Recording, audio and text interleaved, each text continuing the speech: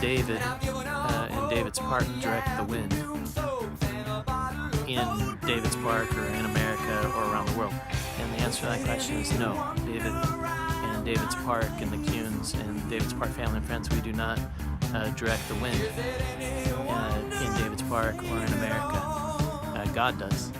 But we can adjust the sails in David's Park. We can adjust the way that we interact with one another, and we can adjust the way that we love and serve God, family, friends, neighbor, the dead, and we can adjust how we war our perfect warfare with the devil and the devil's family, the devils and evil men and evil women. And we can adjust, our illusionment and our enchantment and our haunts and our rides and our thrills and our attractions in the park, so that they bring about perfectly wicked things that hopefully uplift us rather than tear us down in the perfectly wicked ways that the devil and the devil's family and devils and evil men and evil. And so, anyhow, so that was just, I just want to get that on record that we can't direct the wind, but we can adjust the sails in David's Park. And both David can do that, and David's Park family and friends can do that as well. We can learn to, though we may not be able to direct the wind, we can learn and teach ourselves how to adjust the sails. So anyhow, I just wanted to get that on record, and I will talk to you guys later. All right, bye. Oh, come to this happy place. Welcome.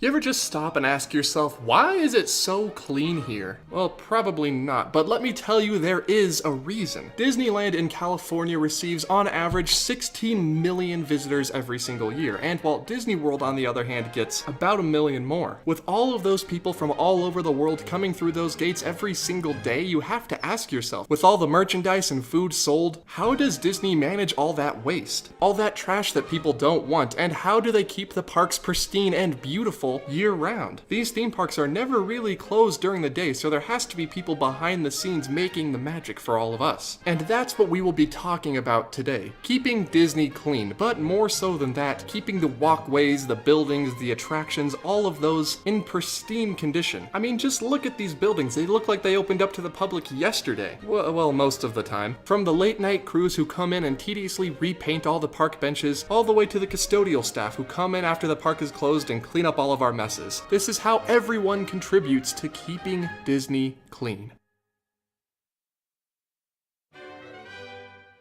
Disneyland sits at about 500 acres in the center of Anaheim, California, while Disney World, on the other hand, is a whole city. And like a city, Walt Disney World never really closes. Guests may be up and awake and running around the parks up until they close, and then a few hours after that before they go to sleep, but there are crews that come in every night after the park closes to help keep that magic alive. The Finding Nemo submarine voyage at Disneyland even has real scuba divers who go in every morning to help touch up the attraction. This includes things like touching up the colors on the coral or maintenance on the audio animatronics. There are other cast members who come in overnight and inspect the rides and audio animatronics, but they don't do it underwater. Their job starts at 11:30 p.m., some nights even before the park closes. Gardeners begin to mow the lawns and trim the trees, and custodial crews roll out a 150-foot-long fire hose to wash everything down. I can just imagine crews standing on Main Street, USA with a massive fire hose just spraying everything down. And that's kind of funny to me. To understand Disney's approach of running their parks, we have to go all the way back to Walt himself. When Walt was researching other amusement parks for inspiration for Disneyland, he noticed that a lot of them shared a few common traits. Upon exiting a certain ride or attraction, visitors wouldn't really know where they were and would have to look for a certain landmark or other attraction in order to orient themselves. And two, these amusement parks were, well, dirty. No matter where you went in these old theme parks, odds were that you would find gum on the ground, popcorn in the streets. Well, suffice it to say, it was basically anarchy. Walt then promised himself that when he built Disneyland, it would be different. Somewhere that was recognizable, somewhere that was clean, somewhere where parents and children could have fun together.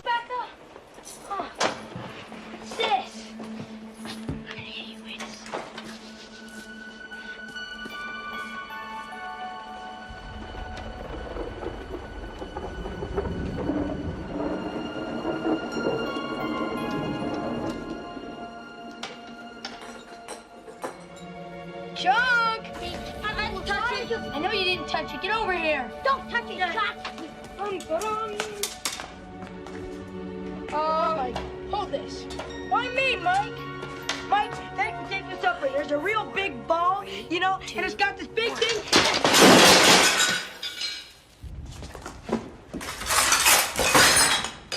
What are you doing? Hey, Mike found the map. Yeah. Hey, look. That says 1632. Is that a year or something? No, it's your top score on pole position. Yes, it's a year, Chuck. Look, it's a map of our coastline. What's all that Spanish junk right there? Who knows? Mouth, you said you could translate. Translate, right here. Yeah, translate it. Ye intruders beware, crushing death and grief, soaked with blood of the trespassing thief. You guys, this map is old news. Everybody and their grandfather went looking for that.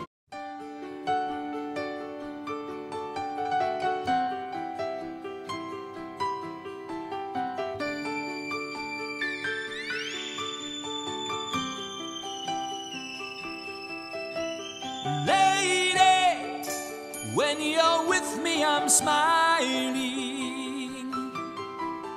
Give me, whoa, all your love. Your hands build me up when I'm sinking. Just touch me and my troubles all fade. Lady, from the moment I saw you standing, whoa, all alone, you gave all the love that I needed. So shy, like a child who had grown.